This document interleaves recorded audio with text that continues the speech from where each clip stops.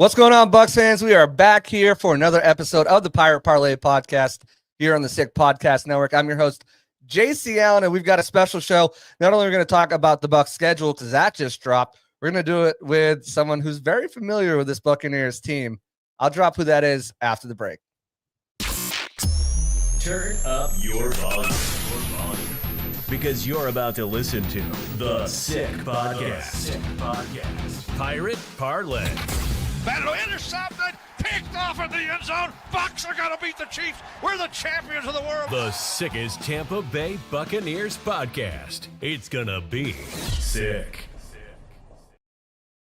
Back here on the other side again. Welcome to the Pirate Parlay podcast here on the Sick Podcast Network. I'm JC Allen, your host. I want to say thank you to everyone for tuning in. Whether you're watching live, like, subscribe, turn on notifications so you're reminded when we go live. Big thank you guys. We finally eclipsed over 1,000 subscribers. Took long enough, but we're there. So appreciate you guys for doing that. Anyone who's listening to the podcast form afterwards, appreciate y'all as well. But let's not waste any time. We got a very special guest in here. As soon as he came to the Bucs, we struck up a conversation and just kind of developed a good relationship, and he's a super cool guy off the field. Obviously, he's really good on the field.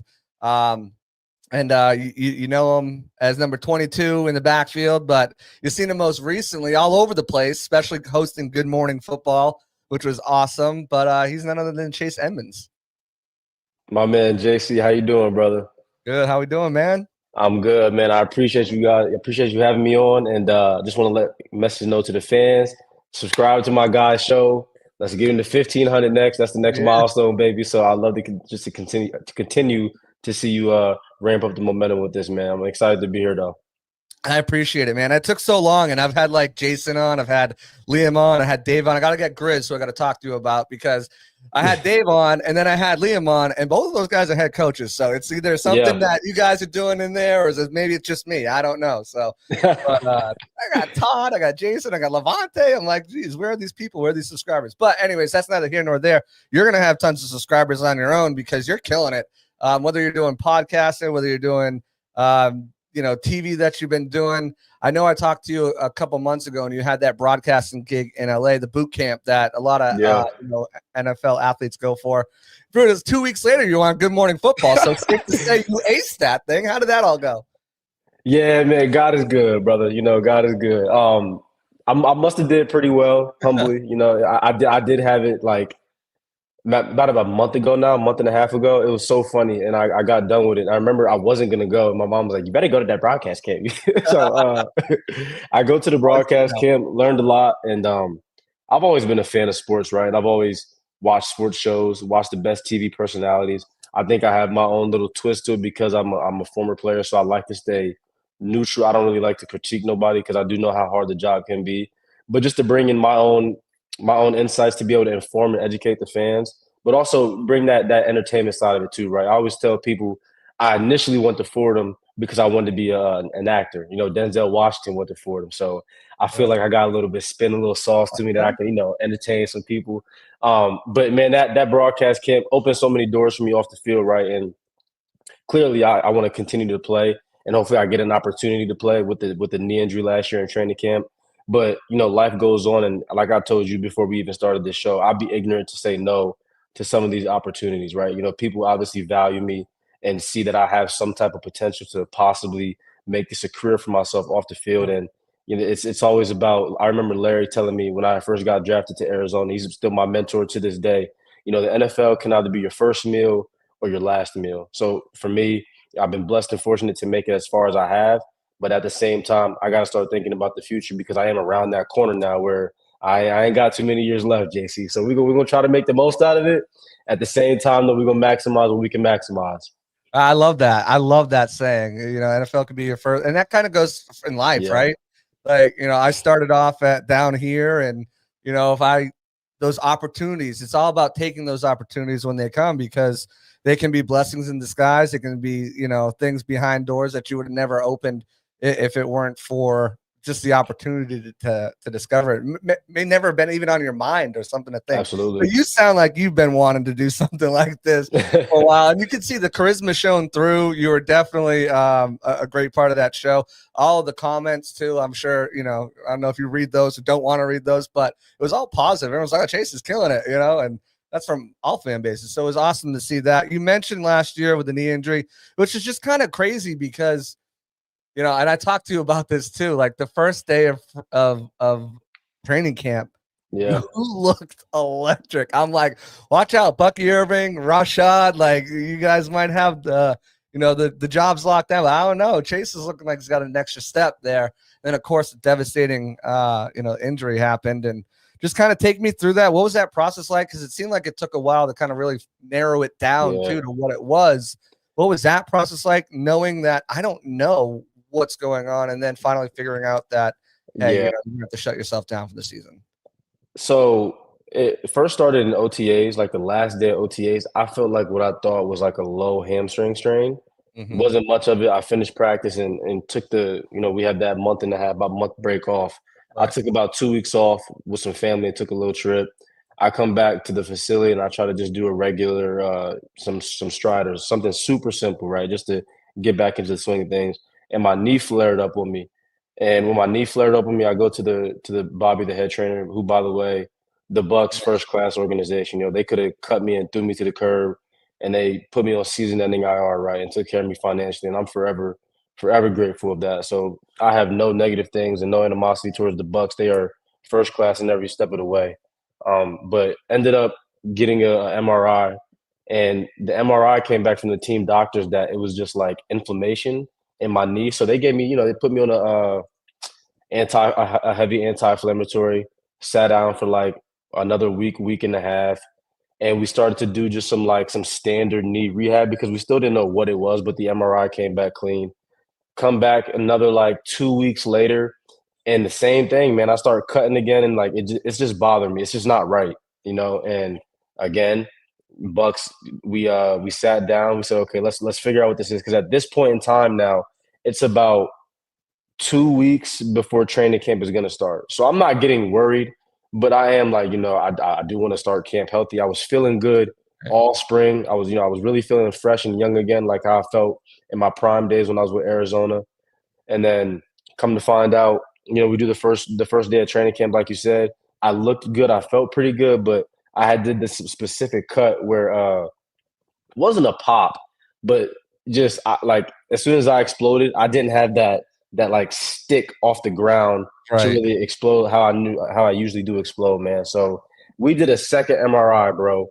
They still did not find nothing. And at this point, they were like, look, we can PRP this thing, but it'll take you out of camp, or we can, try to thug this thing out. And I just remember, again, this is another reason why I speak so highly of the Bucs. I remember just having a man-to-man conversation with Todd and asking him straight up, nothing's guaranteed in this league. I'm not asking for a depth chart spot, but I am asking that if I take this PRP, man, I need you to just give it to me straight. Am I going to still be on this football team, or do I need to try to thug this thing out? And, he looked me in my eye, he said, man, just get healthy. I can't promise you where you're going to be, but I know we can always utilize you on special teams. We love the character that you bring to the locker room, the leadership that you bring to the young guys. Just, take care of your body. And it's crazy, bro. I get the PRP, so that shut me down for all the training camp, right? And week 4 into the PRP, I try to run again. It's crazy. The PRP made the thing worse. So at this point in time, you got a week and a half left before the season starts. And we just sit down with the team doctors and they say, look, we're going to go try to clean your meniscus out. Hopefully it's just a scope.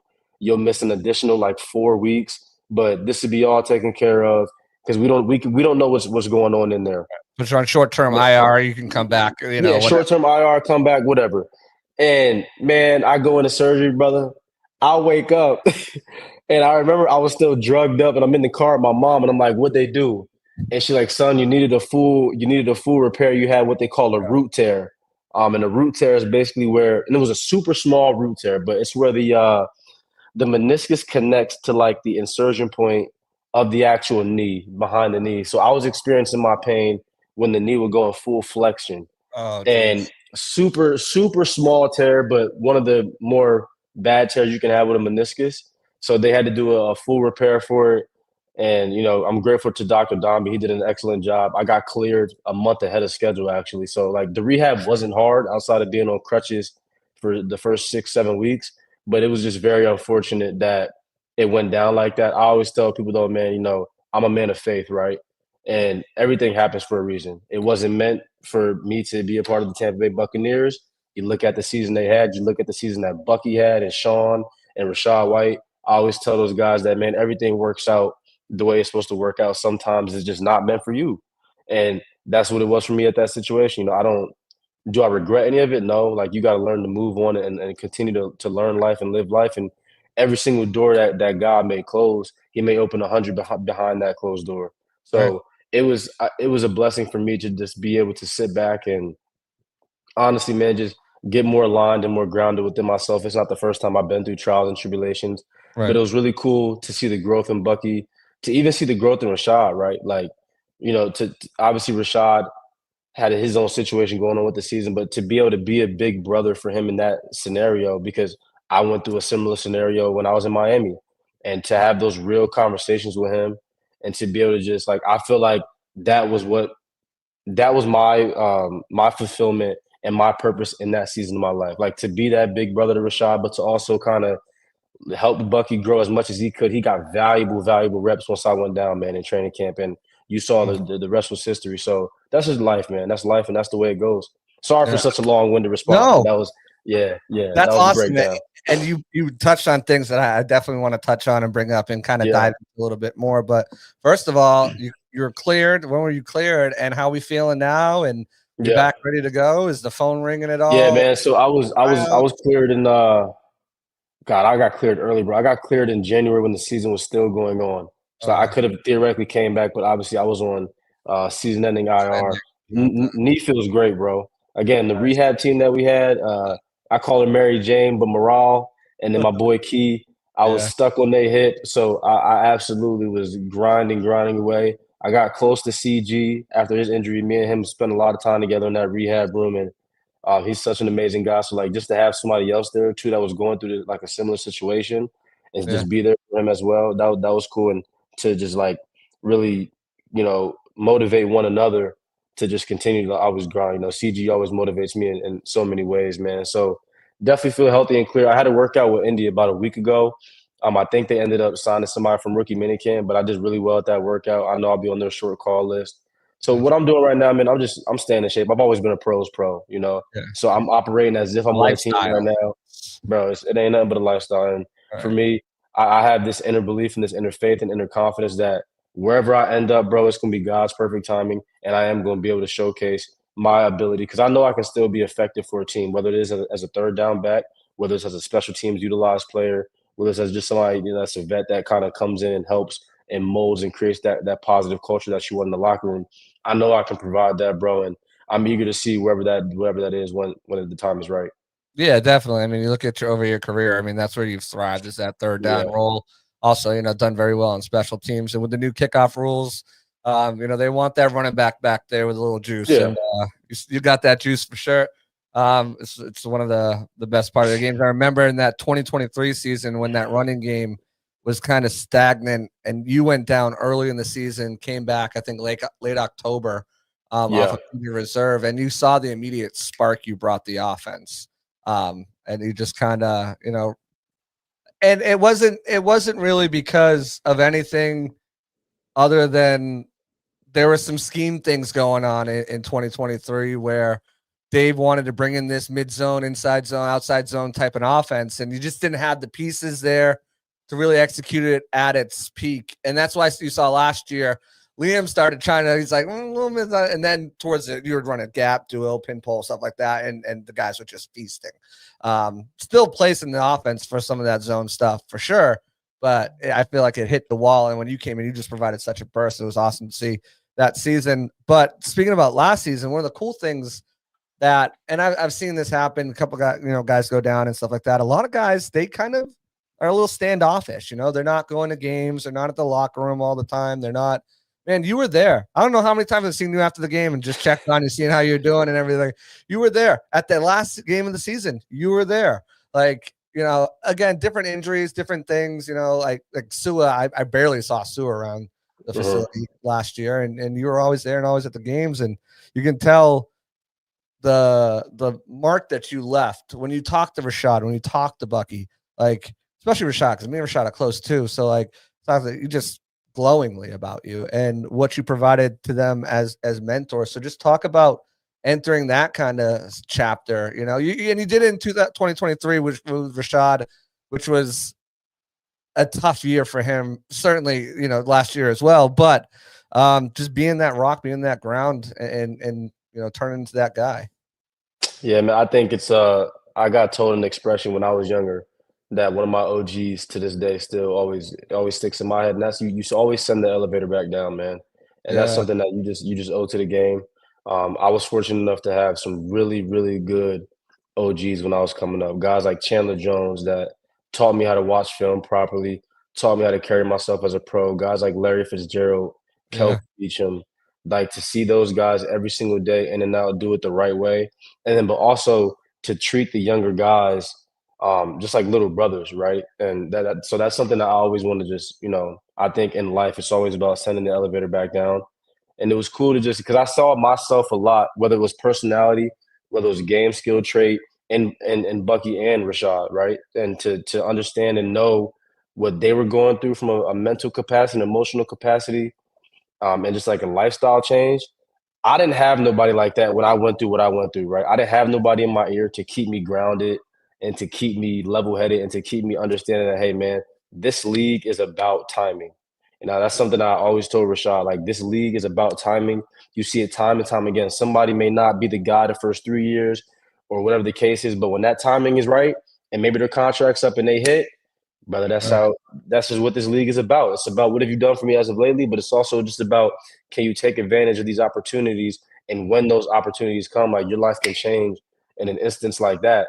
So just to be able to, like I said, send the elevator back down to those guys, offer any type of helping hand that I could offer, whether it was like my experiences when it came to playing or just my experiences when it comes to like how do you become a true pro? How do you mend all these things going around you, ignore the noise, and just continue to take one step at a time forward and focus on your craft and be the best player, but also the best teammate that you can be. Because, man, it goes a long ways, bro, right? Like I tell them all the time, the media is the media. That's their job. Their job is to make storylines. Their job is to, write about what they see, what they hear, even if they're right or if they're wrong. But your job is to just ignore that noise and go out and perform. And I tell them, the NFL is so funny. The NFL is nothing but a 17-week by week storyline. It's crazy. Like, it's so funny to me, because that's why the NFL is so polarizing, because we're the only sport where a game happens, unless you're on a short week, you got to wait a whole nother week for the next game.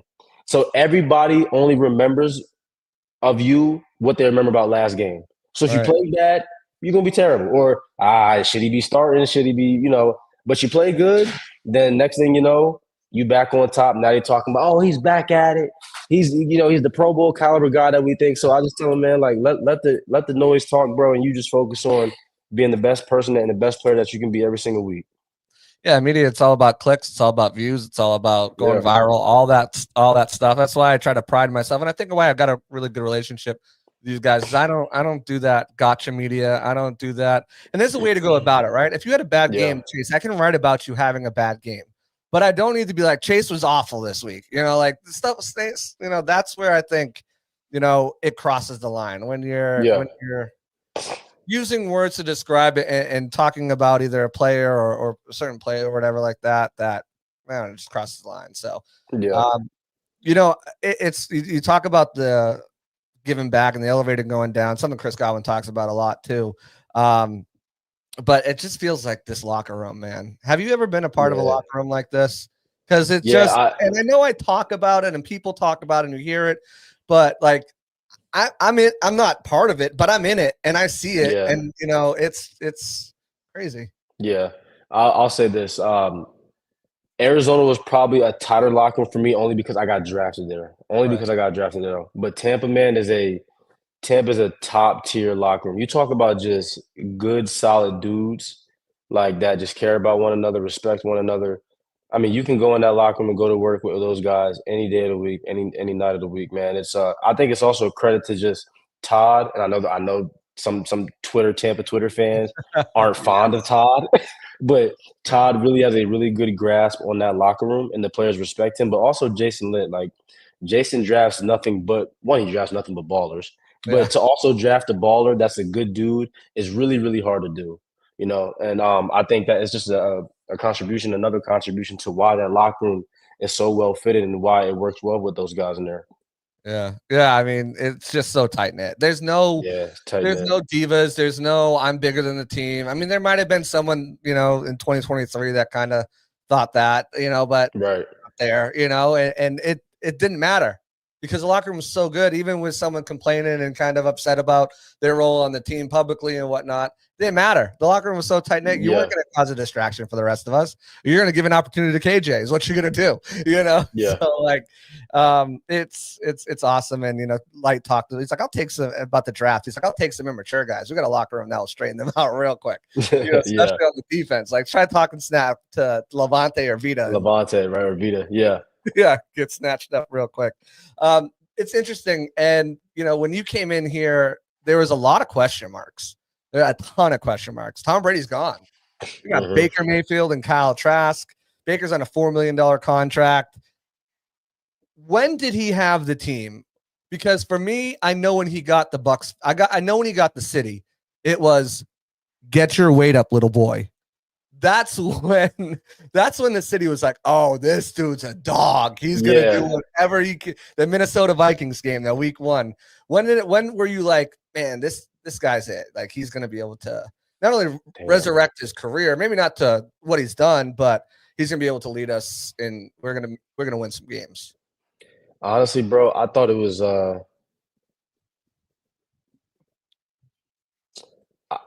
actually the Minnesota game, for real. Right. Because I remember that week 1 Minnesota game, there was a lot of question marks, and you knew Minnesota was going to be a really good team, really well coached team. Competition all summer long. Competition going there all year, all season long. And I thought that just that last drive to be able to go out and close out and he threw a dart of a ball on a sideline out past the CG to close the game out. To me, that right then and there, like the team said, okay, we just beat a formidable team. That's a consistent playoff team on the road. Week 1, a lot of question marks on the game on the line, and Baker Mayfield goes out and makes the plays. That automatically right there gave us the confidence that we knew that we can play. And I think we started off 3-0. I know we had like a 5-game skid mark, but we started off 3-0. It really gave us some good momentum, and it led us to really – I think it just started that belief that, hey, like, man, 6 can play, bro. 6 still got it, and 6 can play. And as long as we play good, clean football, we got a chance to win every single game that we go into the season. What was it like kind of seeing that, from, hey, we're not sure what this is going to be, into, hey, we're a half away from going to the NFC Championship game? Yeah, man, that was – we talk about that game still to this day because we really felt like we gave them that game. And credit to Detroit, obviously. But that was – and that's why I know last year for those guys it was so disappointing. And I think it makes you feel a little better when the team that you did lose to went all the way to at least the NFC Championship. But just it felt like the story was being written all over again. We were starting to get hot. The last, like I remember when we looked at the schedule breakdown. For fans that don't know, players don't just go and saying, yeah, we're going to go 17. No, we actually look at the damn schedule and say, okay, you know what? Hold on. We're going to go over the schedule. Okay. But, so I'll hold off on that point. But I just remember, like, it felt like, man, we were catching heat. Smash the Eagles. We're about to – Philly didn't want to see Tampa, bro. They were smash them. Philly did not want to see Tampa because, like, Tampa was just the perfect match for them. What Philly does really well, we got a hard-nosed front seven, brother. So you can go ahead and try to run the football, and Philly didn't want to see him. They didn't want to see him. They're going to do the tush push. We got Vita Vea. Yeah. Now they added Desmond Watson. Like, good luck getting up between that. It's like 850 pounds in there. It was tough. It was like, oh my goodness, they're there. But last year, continue. Obviously, you're on the sideline, but you're still, again, like I mentioned, very much a part of this team. You're there. You're in the meetings. You're helping these guys out. What was the feeling last year? Did you go to you were at the Washington game, right? Yeah, sure. I remember seeing it. Sure. Yeah. What was the feeling like, when Todd was breaking down in the last time in the locker room? Like, I think the word that I used was disappointing, and it was, man, because the run that we made the previous year into the playoffs, and then kind of the same expectation, start off with a home game, and then figure out where we're going to be playing next right, at the next week.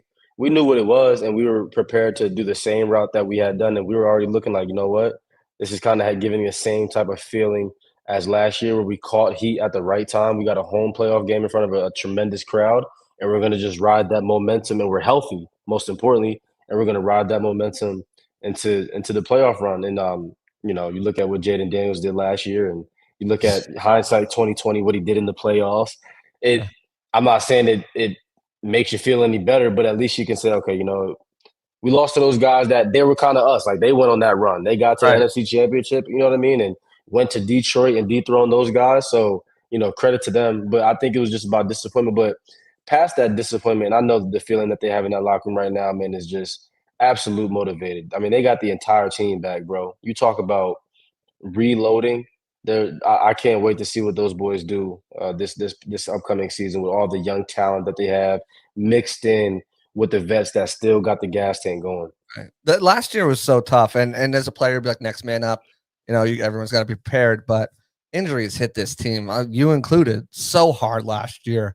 Yeah. You look at the wide receiver room, and then the secondary. It seemed like there wasn't. I don't think the Bucs, maybe one game they started their actual starting secondary. Yeah, I think it was week 1, and then after that, Antoine gets hurt on the first play. Zion goes out with concussion. Bryce is gone for the year.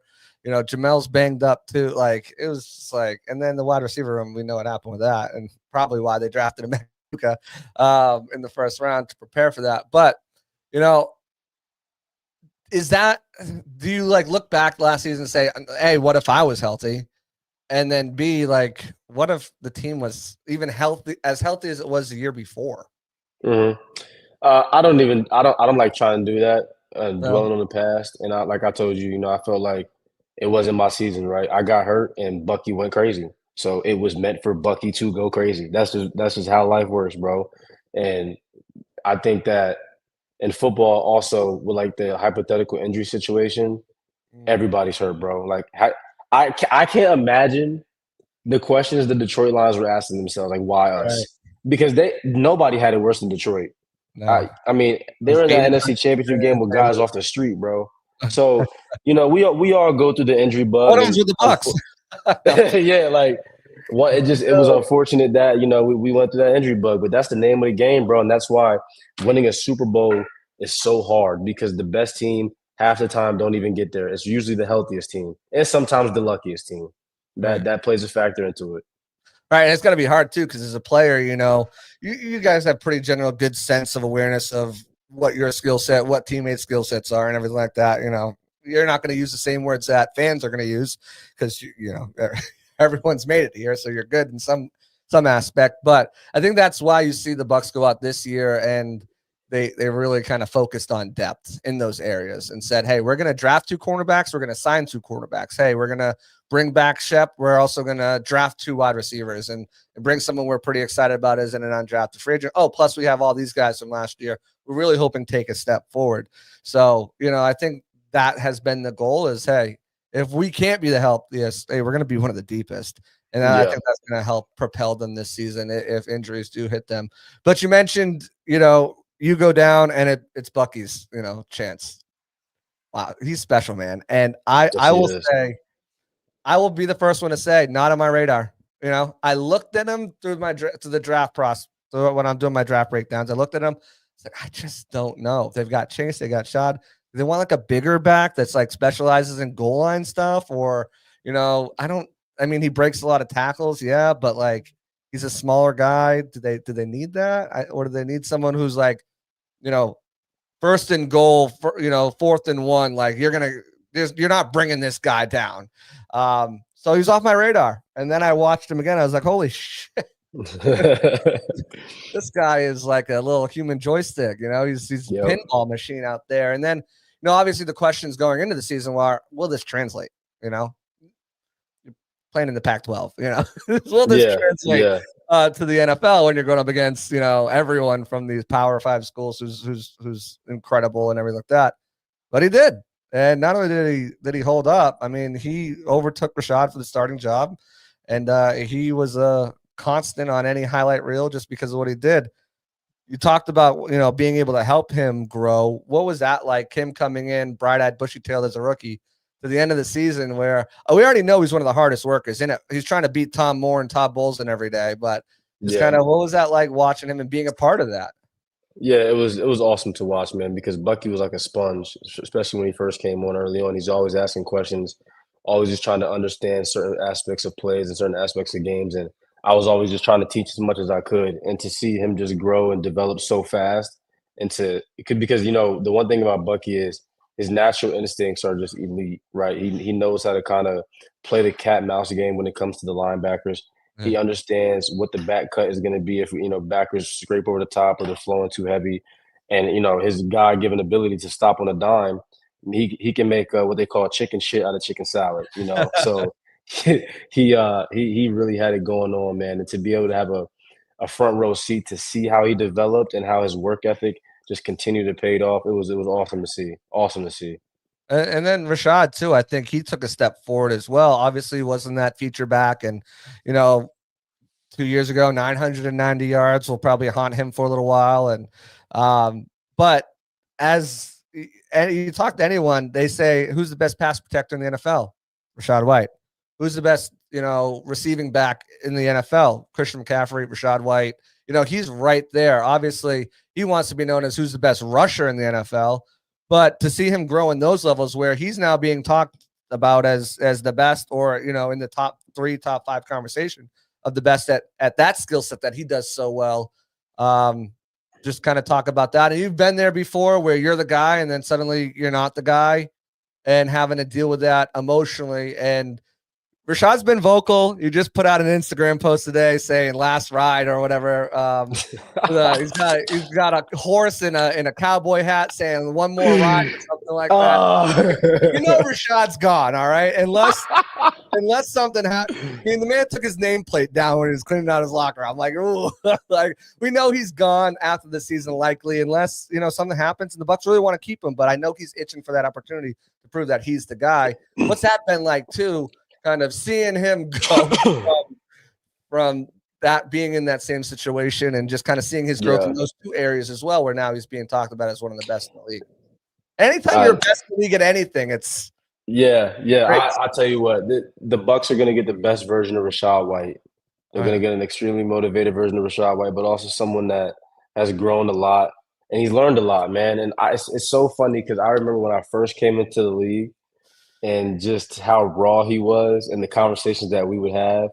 And I would just tell him, like, bro, you're going to see. This business, you're going to see. Like, you ain't seen yet, but you're going to see.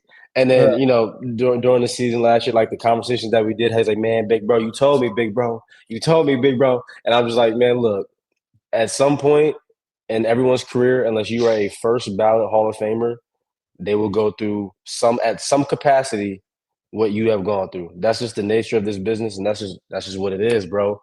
And I think though to see him because like we're alphas, bro. We've all were the best players growing up.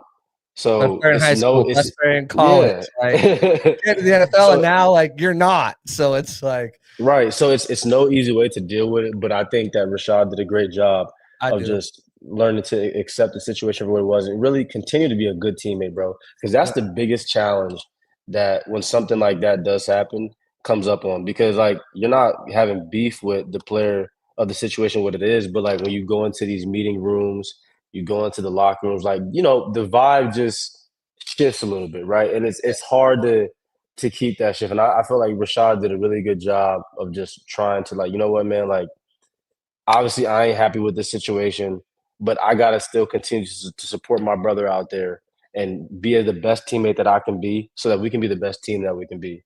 And I think that now that his mind is clear and he already knows what the situation is, like got the rodeo going. I didn't see that. I'm gonna call him though and be like, bro, you a fool for that. You were cool for that. Just a But couple hours ago, it's already made its rounds. It's been screenshotted I, tons of times, so it's out. I just think that though they're gonna get the best version of Rashad, man, because if that's what the situation is, I'm not speaking on the situation. I don't know. No. His mind is gonna be cleared. He's gonna go out there. He's gonna say, you know what? I'm going out here and I understand what it is. I'm going out here putting the best tape that I gotta be put on. And if you're putting the best tape on, then you're doing the best job you can do for the Bucs. So at the end of the day, bro, that's all that matters. I had teammates that didn't say a word to nobody, but they came in every Sunday, did their job, went home to their kids, took them to daycare, and rinsed and repeat. So that's all you can ask for. Right, and you talk about that, and it's you just Bucky was on who was it, Kay Adams show last week, and she asked him about Rashad and kind of like, how did that go? And he's like, and Rashad was nothing but amazing. Like, we have such a good relationship. We are so close. And then you see like the Bucs will put out stuff after that where he's like, Bucky's coming off the field and no one's on the sideline is more hyped than Rashad that his man's just scored. And it's tough. And that's got to be a super difficult position to be in. But I think he's gonna ball out this year. I really do. And again, you know, he's already being considered the best. I forget. They just announced the offensive line award, and one of the local beat writers around here, he's like our stat and tape nerd and stuff like that around here. Josh Capo, he put Rashad White's going to be excited about this award because like he's out there pancaking guys left and right. Yeah. And like, man, I mean, if that doesn't, and again, a lot of this locker room, the selflessness comes from guys like Levante, guys like Chris, guys. So when you come in here, like, whether you're here or whether you're there, it's really tough to complain because these guys aren't complaining, you know, and they're doing whatever they can to help the team win. But, you know, with Rashad, he's so dynamic with the ball in his hand in open space. And again, as a pass blocker, it's none to less. So good to see him kind of, I know he's going to have a good season. I've seen him. He's been working out at my son's field. I go on his Snapchat. I'm like, that's who's ripping up the turf in the middle of the field. I'm like, yo, stop ripping up my turf. We have one more game. Go on the backfield, bro. So he's a good dude. And he will be missed if he does not stick around. Not saying that, but again, he's preparing to ball out this year. So I did want to ask you about Josh Grizzard because not your first time with him last year. You actually spent some time with him in Miami as well. So kind of knowing him from Miami before you knew from him last year, kind of because he's pass game coordinator.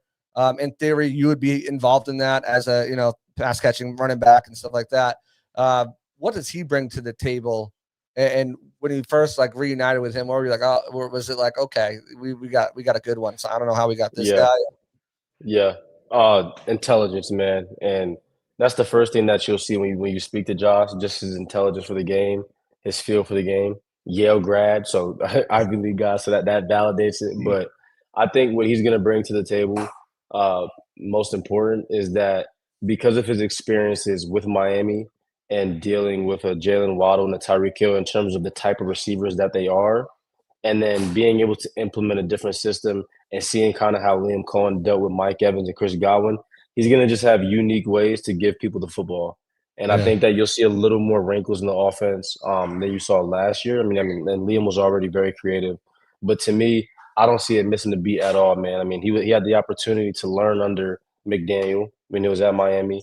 And then he had the opportunity, obviously, to come here and be able to just grasp the offense even more under Liam Cohen. So I would see a blend between those two. Like, you'll see a lot more, like, creativity side from McDaniel, I think, a little bit. But he'll still keep it stagnant and simplified enough to where the execution is the most important part in terms of the Liam Cohen effect. So I don't see the offense missing the beat at all, bro. I think the one thing that – and Todd is so good at this. I remember we had Dave Canales and we had Liam.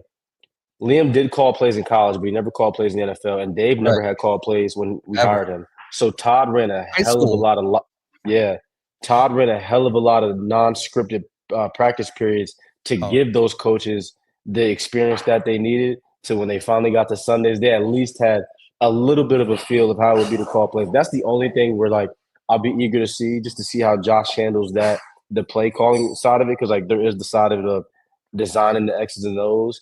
But at the end of the day, bro, you got to be able to call plays and know the timing of when to call plays. So that does matter as well. But I don't see no missteps happening, man. They have such a continuity on that offense. It should be fine.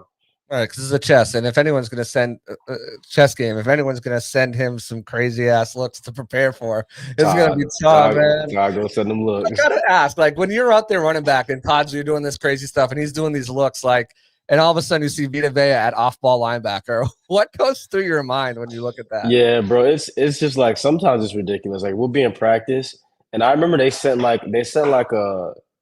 a double corner blitz, bro, from like a 3-by-1 formation. Like something so diabolical, like showing too high, boundary cornerback is pressed up. They send the cornerback and you have Twan go out to the boundary receiver. And then it's a 3-by-1 formation, so 3 receivers to the field, and you're sending the nickel with it as well. And then you're popping the D tackle out, and the linebackers run into the flat. The D tackle's covering the curl hook. They're like, "What the hell is going on, bro? Like, what are we doing?" He did it though, man. Yeah. It was either last year or the year before. I'm watching the game. I'm like, it's not Levante at linebacker.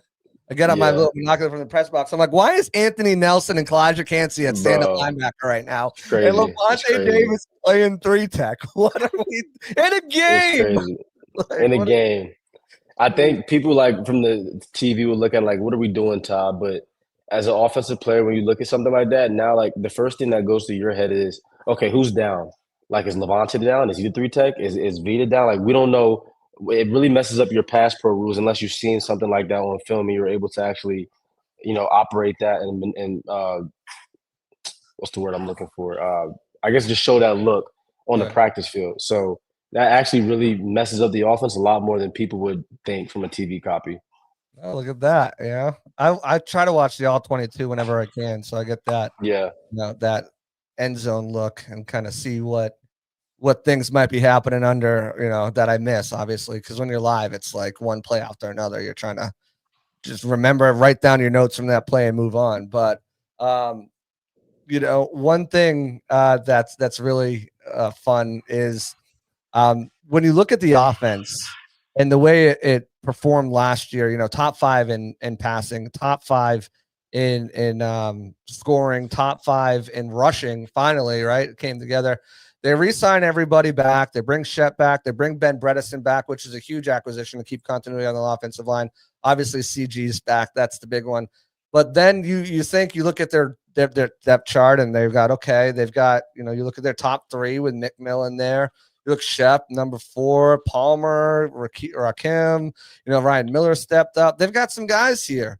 And then they go out and draft Emeka Ibuka and Tez Johnson. And part of that I feel like was, Ibuka was probably the best player available out there. This is debatable on other guys, whatever. We talked about that. But one thing that it does is, it protects against injury if Chris isn't ready or it doesn't look like Chris. But it also keeps an offense from getting stagnant.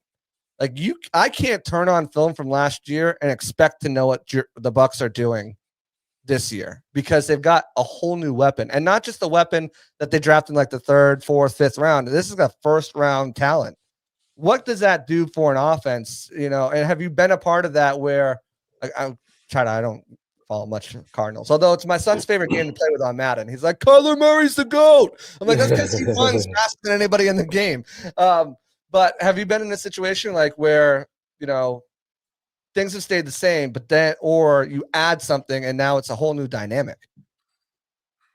I have not personally been in that situation where like things have been the same and you add me. I'm trying to think and making sure I'm not tripping.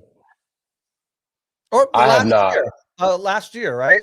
So no, because they added Shep and they added McMillan and it wasn't the same.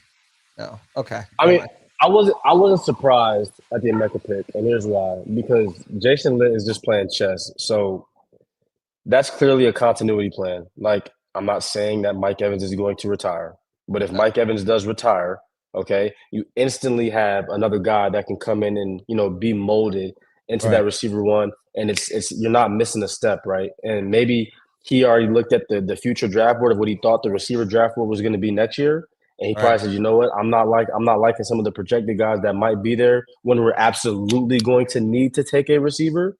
Then, so he goes out and makes that pick. So I wasn't like crazy caught off guard. I did think they would go I did personally think they would go linebacker or DN. I thought they were going to go Jahad Campbell. Yeah. Me personally. But again, I see an argument for both sides. Yeah. I think though what it does for the offense, man, is you talk about explosive, bro. Like every single week, it doesn't matter what kind of injury bug them brothers get. They got so much depth now that at all positions on the field, they are going to be fine, and they're going to be elite. They're going to be another top 5, top 3 offense. They're probably looking to go in and be literally the best offense in the National Football League, which is a very realistic thing that could happen. So I'm excited to see those boys, man. I'm going to be a fan forever of those guys in that locker room.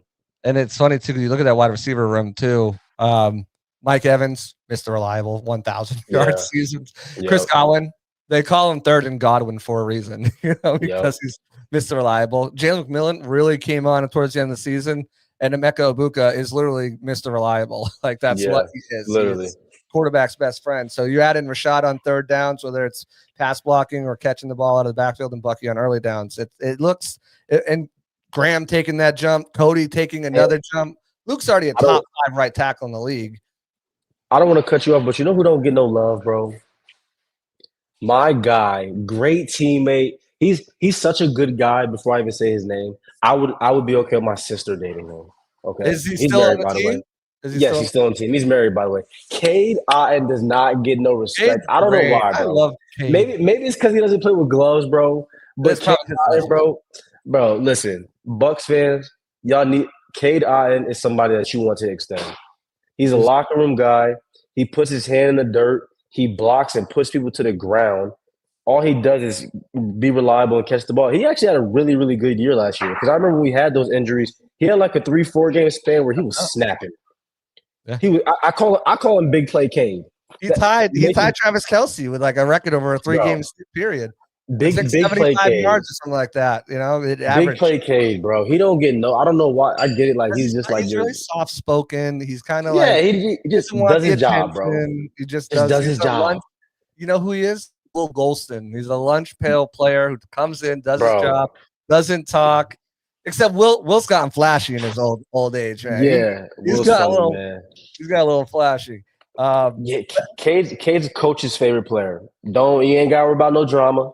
He gonna be on time every day. You gonna know where he at. He ain't gonna say much. But he gonna go out and do his job every week. That's. He was on the Bucs cruise 2 years ago. I went with my wife, and he's like, I really like him. He's got really nice eyes. She was like, Cade, he's cool, man. She said he looked like Tom Brady. I was like, I kind of see it. I don't know about that, but no, like early New England Tom Brady, not okay. But no, yeah, Kate, he's a great guy. Her and Jamel Dean, because Jamel taught her how to play craps. Oh, I know Dean. Yeah, me and Dean, we be talking business all the time. My guy Dean. Dean, yeah, he's a character. I like Dean a lot. Interesting guy. Yeah, very interesting.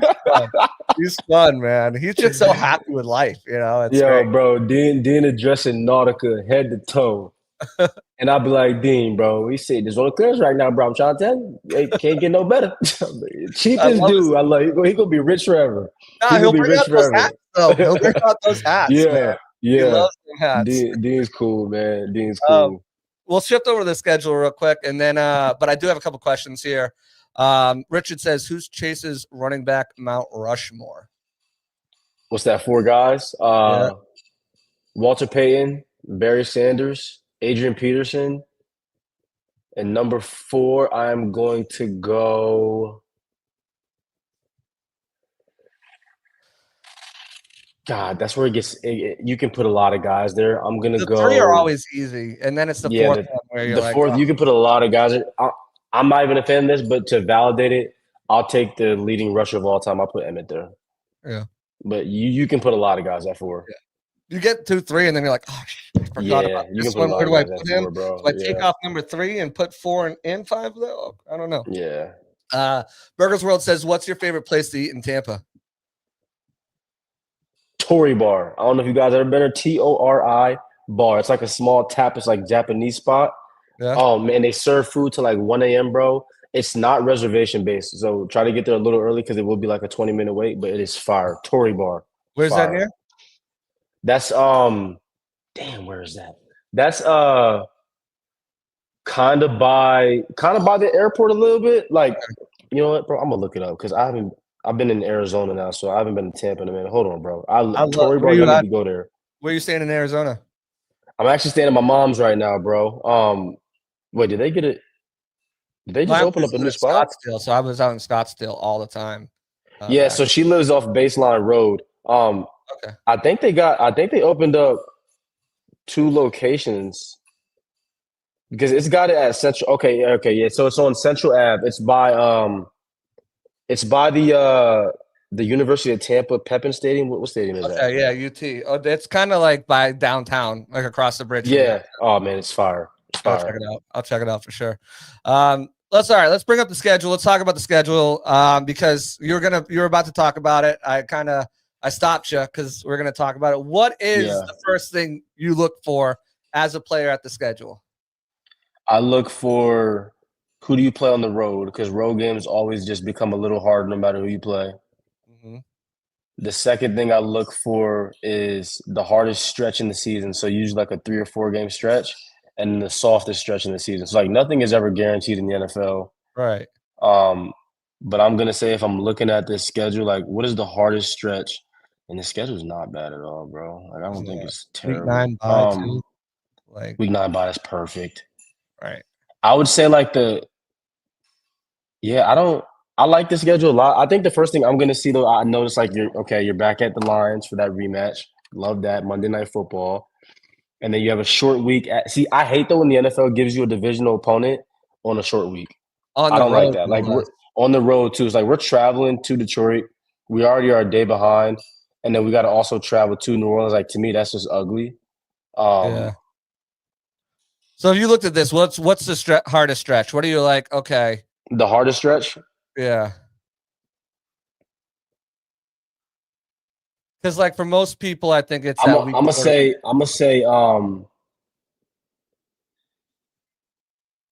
say week 4 through.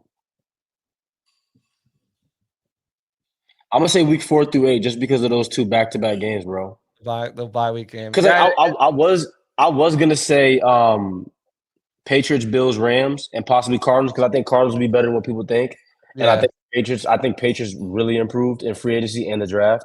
Mike Vrabel, you know. Yeah, you know what I mean. Really. But I mean at Buffalo, cold game, and then you do got to go back cross country to Rams. So either I'll say either week 4 through 8 or week 10 through 14, just because it's division. But like the Saints don't scare me, especially because it's home. But I do think like Patriots at Bills and then at Rams and then Cardinals is a tough 3-game stretch. But I'm looking at Philly. That's going to be a tough game no matter what. Patriots defense is going to be right. It was good last year. It was more the quarterback offensive line. They have a ton of resources, and they brought in Vrabel and revamped. I think they finished second in that division this year. I wouldn't. Not for real, bro. I don't hate that. They added Milton Williams. They added I think Harold Landry as well. Carlton Davis is over there, bro. Yeah. Will Campbell. They got better. Stephon, they got better, bro. They did. They got much better. And Vrabel, he always knows how to get more out of his team. And the thing about Vrabel teams, check his record like week 12 through the last 5 games of the season. They're going to be playing their best ball. Is that Patriots they played the best ball in December? That's when everyone's locked in. Yeah, I think the Dolphins, there's too many questions right now, you know. Is Tua healthy? Can he stay healthy? Is Tyreek cool? Is he going to ask for a trade midseason? You know, Jalen Waddle's had issues staying healthy. There's offensive line questions. There's defensive questions. I could see it. I don't hate that prediction. What's your record prediction for the Bucs? Mm-hmm. I got them non-biased. I think they have an opportunity to definitely match at 10, but I'm looking around 11, 12. I think the offense will be better. I think the defense will be better. It all is going to, for me, I think Grizz will be fine. I think they might lose against the Falcons and Texans. They might. Or they might drop the freaking trap game against the Jets. They are, bro. We know how to lose a game that we are not supposed to lose. That's the one thing I hate.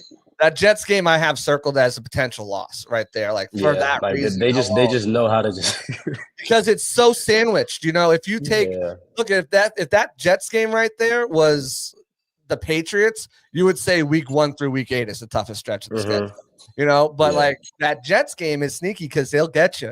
They will get you. Yeah, and it will be. But I think 12 wins is probably the ceiling.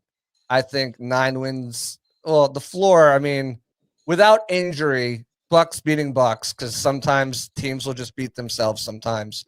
Baker will run himself into a couple Baker sacks. There'll be some unfortunate things that happen. I think they shouldn't lose more than 8 games.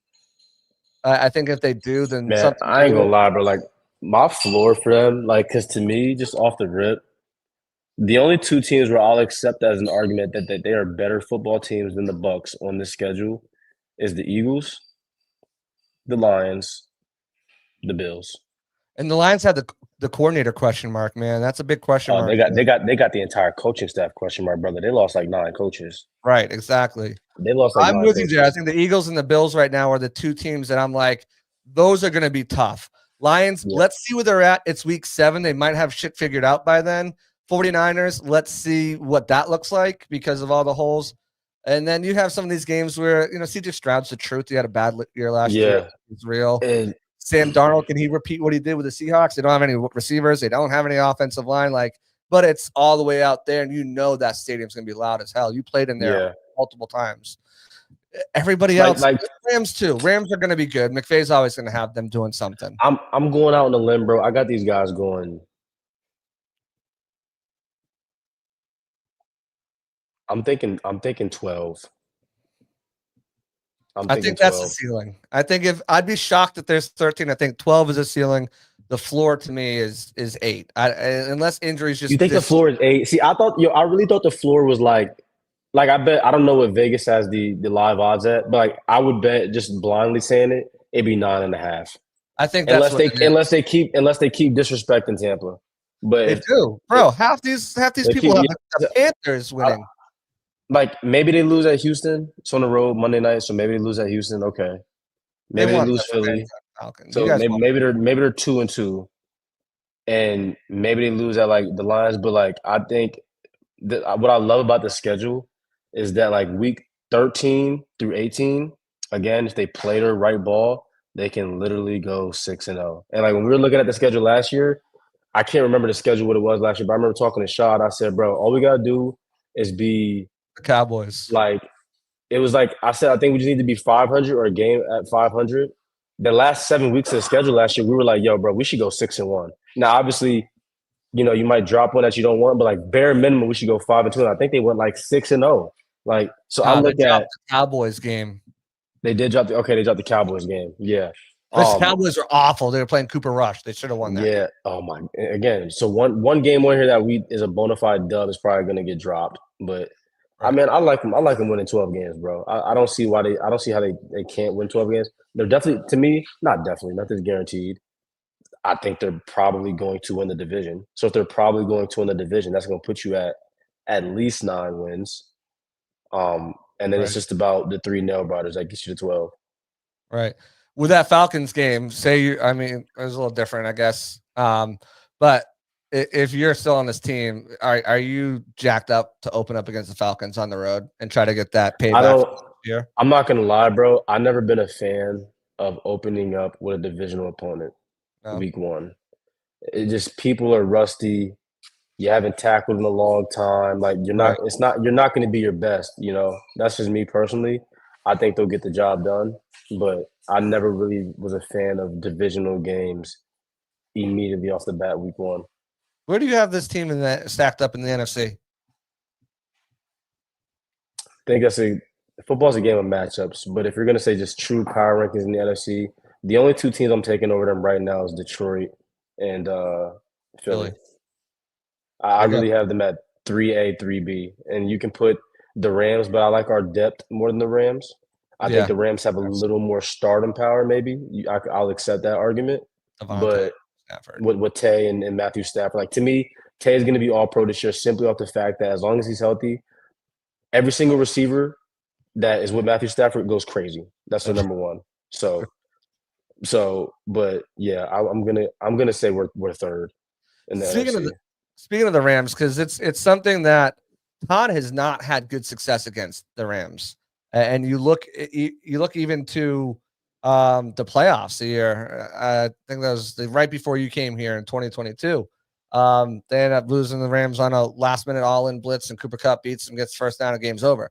But Todd now has had Liam in the building, and Liam is like a derivative of that offense. So that's one for me that I'm like circled that I'm like, because Todd's got that experience in practice, can he kind of get this monkey off the back? Yeah. Beat Todd McShay and it's not Todd McShay, Todd McVay. Todd McShay is the draft guy.